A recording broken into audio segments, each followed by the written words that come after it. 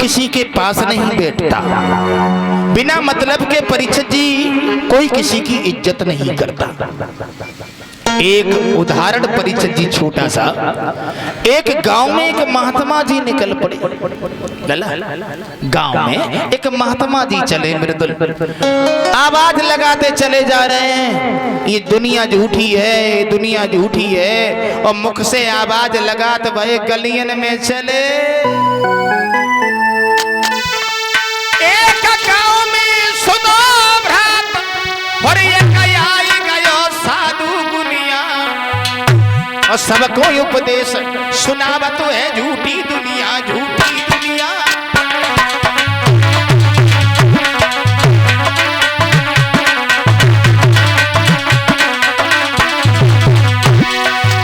महात्मा जी गांव-गांव में परीक्षित जी घूमते हुए जा रहे हैं, गलियों गलियों में आवाज लगाते हुए जा रहे हैं, ये दुनिया झूठी है, ये दुनिया झूठी। परीक्षित जी एक लड़का निकल के आ गया, क्या कह रहे हो महात्मा जी? बोले दुनिया झूठी है। बोले क्यों? बोले सुना, ये दुनिया तब तक तुम्हें चाहेगी जब तक तुम पैसा कमाते रहोगे। लड़का बोला क्या बिना मतलब की बात करते रहा तो महात्मा जी, मेरे घर वाले हमें बहुत चाहते। बोले कत का? बोले डकैती जाते तेरे बात तो सुबह है। महात्मा जी बोले जाई सब तुम्हारे घर वाले चाहते। सुना लड़का बोलो, मेरे घर वाले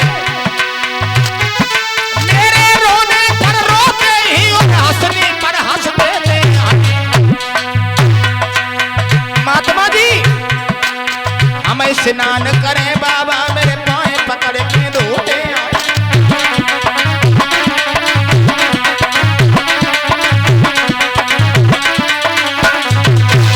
लड़का बोलो हमारे घर वाले हमें बहुत चाहते हैं, रोने पर रो देते हैं और हंसने पर हंस देते हैं, और जो हम स्नान करें बाबा जी तो मेरे पाए पकड़ के धोते हैं, कैसी रही? महात्मा जी बोले तुम डकैती जाते हो, पैसा कमाए के लाते हो ताकि मारे जू, घर वाले तुम्हें ज्यादा चाहते हैं, और तुम पैसा कमाए वो बंद कर दे, देखो घर वाले तुम्हें गाली दे वो शुरू कर दे। लड़का बोलो कैसी बातें कर रहे हो महात्मा जी, बाबा हो के बाबा लो? महात्मा जी बोले देखो मेरी बात सुनो, आजमाइश कर ले घर वाले ने की। और महात्मा जी आजमाइश हुई कैसे? तो महात्मा जी बोले देखो थोड़े दिन तक हमारे पास में अनजान लगाओ, ठीक है ना, हमारे पास में आओ, हम तुम्हें श्वास खींचने की विद्या सिखाएंगे। फिर क्या हुई? बोले पूरी बात सुन लिया करो, बीच में मत बोला करो। श्वास खींचोगे पूरे दिन श्वास साधे रहना, पता लग जाएगा तुम्हें घर वाले तुम्हें चाहते कि तुम्हें पैसा को चाहते। तो लड़का ने एक बात सोची, चलो जब बात परीक्षा ली जाए। महात्मा जी के पास में जाने आने लगे। 10-15 दिन तक परीक्षित जी श्वास खींचने की महात्मा जी ने विद्या सिखाई, और जब विद्या सीख के लड़का वो तैयार हो गया शिवम, तो महात्मा जी बोले अब तुम जाओ और ठाड़े से आंगन में गिर जाइयो, ऐसे न गिर जाइयो न, फिर आराम से गिरियो, और पता चल जाएगा घर वाले तुम्हारे लिए रोता है कि तुम्हारे पैसा के लिए रोता है। तो परीक्षित जी उसी समय लड़का चला, छप्पा धरो रहे आंगन में, तो भाई खम्मा में दोनों गोड़ फंसाए, और परीक्षित जी लड़का गिर गयो। और जब गिर गयो तो पत्नी भाजत भाई आई, बोले हिलाओ झुलाओ, श्वास साध लई माने। अब पत्नी सोचने लगी हमें जो लगते स्वामी जी चले गए, चल बसे सोचने लगी अब करें तो करें क्या जी, तो बहुत बुरो भाव हमारे पति चले गए, लेकिन अब ऐसे हम रोए वो शुरू करते हैं तो फिर गांव वाले सब इकट्ठे हो जाए, और हमने तो अपनी किस्म रोटियों ना खाई, आज खीर और बनवाए कि धर गई ताल में खाने वाली तासो, पहले रोटी खाओ और खीर खाओ, चले तो चले ही गए, मन ही मन में मन विचार करो। और भाजत वहीं गई, कई खाऊ थे ना, पहले तो उन्होंने रोटी खाई, और जो 4 खाती थी वहाँ कम से कम 10 रोटी खाई। बोले अब 2-4 दिन तो हिलो ही पानी लाए, रोटी खाई, खूब खीर खाई, और खाने के बाद में परीक्षित जी आए के लला के पास में बैठ गई, और छाती में घूसा मार मार के रोने लगी। लड़का सोचने लगो कहूँ ऐसो ना हो जाए, नाक में घूसा ना देवे ना हमें मन न पड़े, मरे तो नहीं है। और जो पत्नी रोई, परीक्षित जी अम्मा आए गई, दादा आए गए, भैया भाभी घर परिवार दरबार सब रोने लगो, लेकिन परीक्षित जी रोए कैसे रहे जरा गौर करें।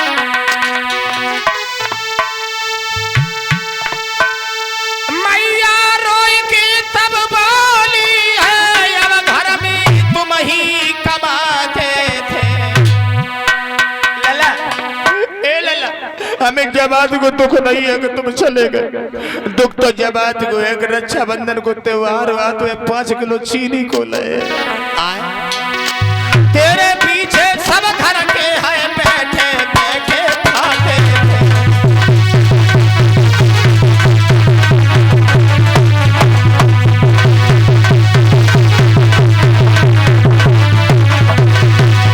लला गाना जोड़ के मारा लच्छे। हाँ आवाज बजा रहा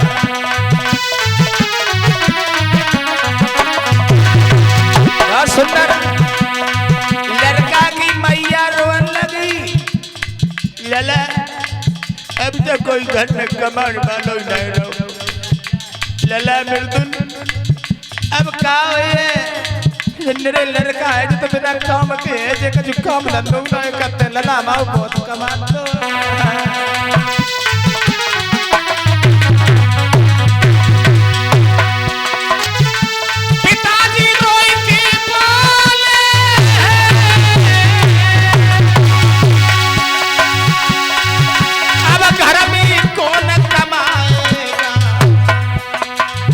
परीक्षित जी। नारी तौले रोई पड़ी मैं कौन साड़ियां लाएगा।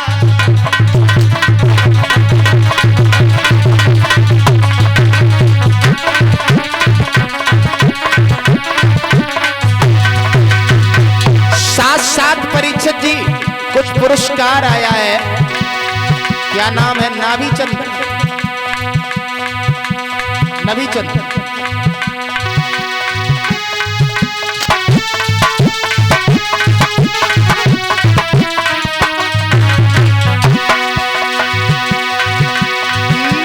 चंद प्रदीप पिंटू जो चाई नगरिया के सरदार।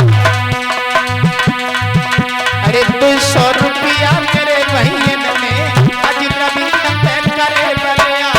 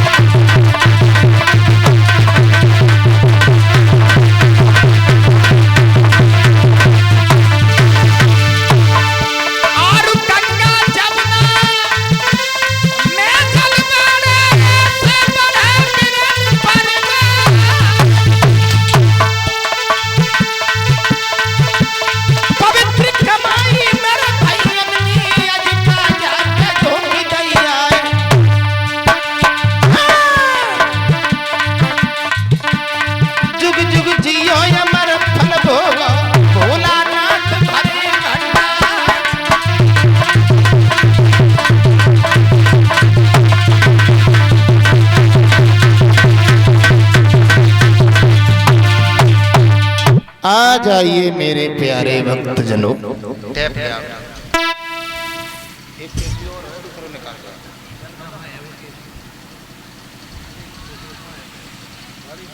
आइए परीक्षित जी, घरबारी परवारी दरबारी सब रोन लगे और हमारे बीच में सुरेश ठेकेदार जी, जाने पहचाने हमारे ठेकेदार हैं ये, और इनकी तरफ से हमारे पास में परीक्षित जी 101 रुपया आए हैं। मैं भगवान से कामना करेंगे भगवान कृपा की दृष्टि बरसाए रखें, इनकी ठेकेदारी आगे बढ़ती चली जाए और भगवान से यही हमारी अनुकंपा है। तो परीक्षित जी, गांव वाले ने एक बात कही है, काहे बैठे तुम लोग, एक काम करो। बोले का? बोले देखो अब समय को चक्र है, दुनिया में जो आतो है वो चलो जातो है ना।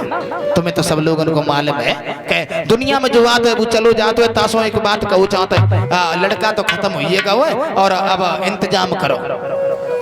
परीक्षा जी इंतजाम होने लगा। लड़का के पैर ब खम्मा में फंसे रहे। सो एक बोलो भैया जी पैर तो टाइट हो गए, तो निकल ही ना रहे, तो जब कुल्हाड़ी लिया जो खम्मा को काटो तो पत्नी हुए से आई, बोले भैया का हो गो हम आओ तो खम्मा वालो चलो गो, मतलब खम्मा ना काटो तो क्या करे, इनके पाए काट डारो अब तो दर्द तो है ना, जो तुम मरी गई।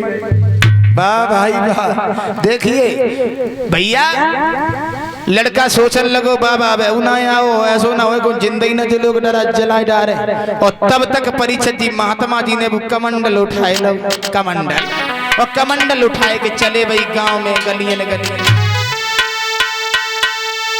कोई दवा करा ले हमसे तो हम फ्री दवा दे देते, हाँ एक ही खुराक दवा दे के मुर्दा जिंदा कर देते।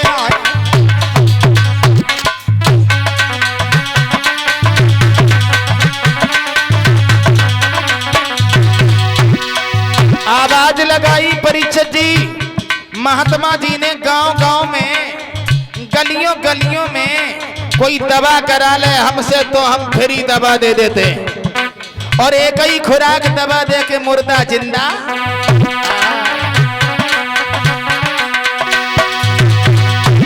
कोई दवा करा ले हमसे तो, कोई दवा करा ले हमसे तो, कोई दवा करा ले हमसे तो हम फ्री दवा दे देते हैं,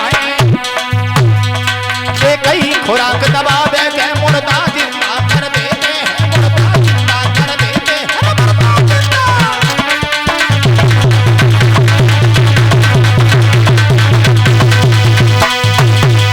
महात्मा जी बोले देखो गांव के लोगों एक ही खुराक में मुर्दा जिंदा, तो गांव वाले परीक्षित जी महात्मा जी के चरणन में गिर गए, बोले महात्मा जी का हो, एक लड़का तो का हो बाबा कछु ना है, वो मरे गए, का कह रहे, बोले हाँ और इतना बढ़िया लड़का तो तुम्हारी कसम सुनो ना महात्मा जी, पैसा बहुत कमाए के ला तू, एक एक रात में कम से कम 20-20 हजार रुपया ले आत तू, और घर वाले ना पूरे गांव वाले बहुत दुखी हैं। महात्मा जी तुम बात जिंदा कर दो और बाकी बदले मेरे पूरे घर ले जाओ, कोई दिक्कत नहीं है। महात्मा जी बोले चलो, हाथ पकड़ो, लेके चले तो परीक्षित जी घेरा लगो है, आहा सब लोग रोए रहे, अम्मा दद्दा भैया भाभी चाचा चाची वाह भाई वाह सब लोग रोए रहे हैं, मेरे दिल लला सब लोग रोए रहे हैं। और जब महात्मा जी पहुंचे तो सब लोगों ने महात्मा जी के पाए पकड़ ले, देखो हमारा लला जिंदा हो जाए। डोकरी बोली महात्मा जी मेरी बात सुनो, हाँ हमें जाको दुख ना है, लड़का मेरो हमारा मतलब जो है हमारा लड़का बहुत पैसा कमातो तासो जिंदा कर दे और कितने रुपया ले जाओ। तो महात्मा जी बोले देखो तुम रोबो धोबो बंद करो, हम इंतजाम कर रहे हैं, ठीक है ना। तो परीक्षित जी महात्मा जी ने एक बात कही कि दूध मंगाओ, दूध। तो परीक्षित जी दूध की क्या चिंता, बाल्टी भरो दूध चलो आओ, बोले तो थोड़ी ना चाहिए, एक गिलास दूध ले आओ, एक गिलास दूध मंगाओ। और दूध में महात्मा जी ने सबके देखत में थोड़ी सी हवन की राख डाल दी। देख लिया तुम लोगों ने, डोकर बोले हमने तो कछु ना है देखो, हाँ हम बता रहे हैं इसमें हमने जहर डालो है। डोकर बोले तो जहर को का होए, बोले होए का रोइबो धोइबो बंद करो, का कहू चाहतो, अरे हम जकाऊ चाहता है कि तुम डोकर हो लला के पिताजी हो ना, हाँ सोई है, तो तुम जो जहर पी जाओ, हाँ तुम जहर पी जाओ, जब जहर हुए और तुम मत जाओगे तुम्हारे बदले में तुम्हारा लला जिंदा हो जाएगा। डोकर बोले महात्मा जी जो जहरो हम पिए लड़का जिंदा होए, फिर जब डुकरिया को का होए, जब रोत ही रोत मत जाए, कैसे डुकरिया में हमें बड़ो एक ही थारी में खाना खाते समझ गए। हाँ डोकर ने जहर पियो ही नहीं। देखो महात्मा जी जो जहर हमारी बस से नहीं है, कोई बात नहीं, डोकरी को बुलाओ। डोकरी महात्मा जी इधर आओ, कहा कह रहे, अरे कह रहे तू जहर पी जाओ,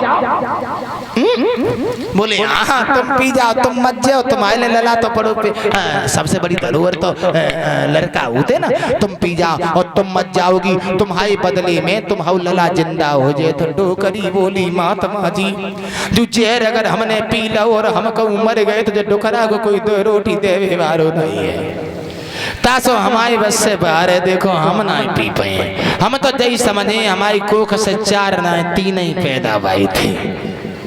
आए बोले हाँ।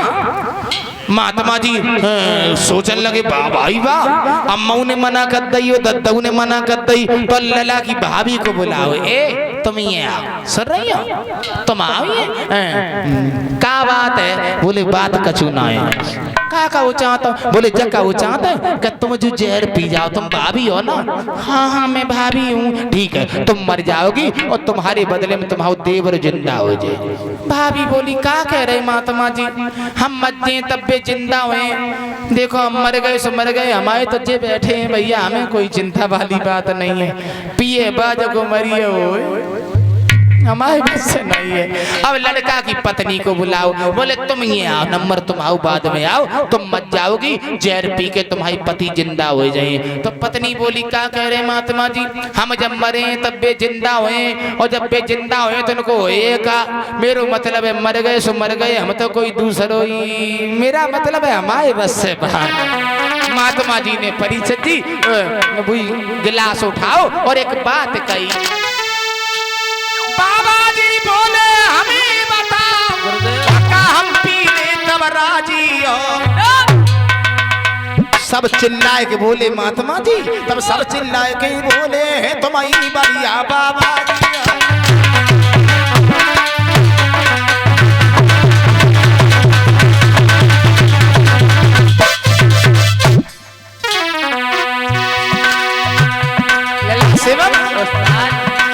महात्मा जी बोले हम पीने, गांव वाले बोले मत जाओ, तुम आओ, न तो तुम आओ ब्याह आओ, न तो तुम्हारा लड़का बच्चा, अब तुम चीखे करे हो का, तुम मत जाओ, मिलला जिंदा हो जाए। वाह भाई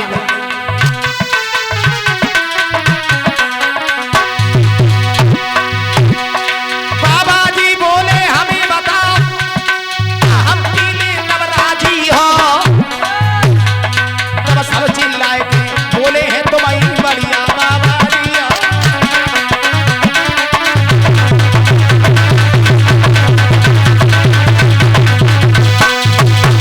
महात्मा जी ने कान में आवाज लगाई, वे लड़का के बात कही देला, अब तुम ठाड़े हो जाओ, तुम आओ, अब कोई नहीं, डकैती डार वो बंद करो। यही उपदेश देवे को हमने इतनी बात तुम्हें बताई थी और तासो तुम्हें श्वास खींचने की विद्या सिखाई थी। तासो लड़का परिचय जी खड़ो भो, और जो खड़ो भो उस लड़का के आस पास सब लोग झपट पड़े और बोले भैया पिता पुत्र सब लोग रोने लगे। लड़का बोलो हटो दूर, अरे देख लिया दुनिया में सभी का नजारा, और ना हम किसी के न कोई हमारा, ना हम किसी के न कोई हमारा, ना हम किसी के न कोई हमारा, ना हम किसी के न कोई हमारा। लड़का बोलो हटो दूर, हमारा कोई नहीं है, कोई नहीं है, देख लिया देख लिया देख लिया देख लिया देख लिया देख लिया देख लिया, दुनिया में सभी का नजारा, ना हम किसी के न कोई हमारा, ना हम किसी के न कोई हमारा, ना हम किसी के न कोई हमारा, ना हम किसी के न कोई हमारा। कैसो मतलब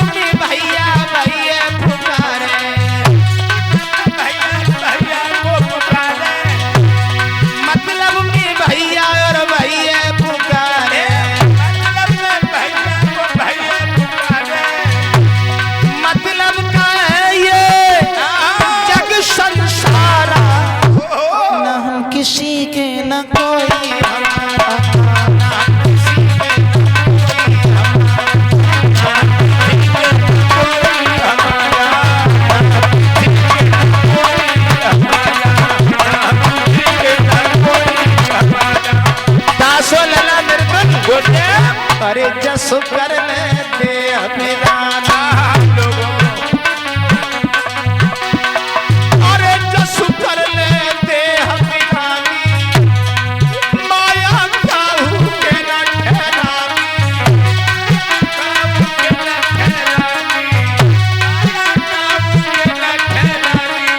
और ठेकेदार के 100 रुपया मेहर करे इन पे तुरगे मैया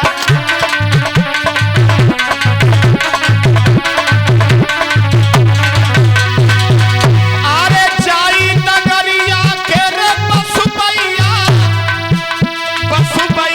लला बसुबैया बच्चा धरे सारा मैया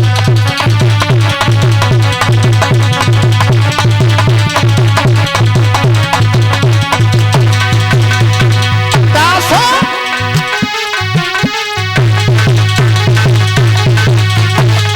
अरे काऊ दिन माटी में दिल छापेगी सोने की हवेली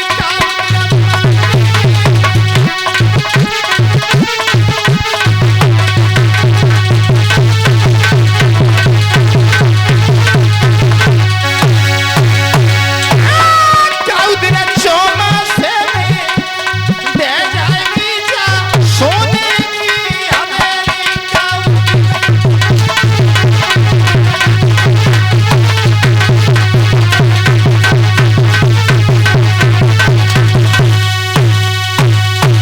बोलिए वृंदावन बिहारी लाल की।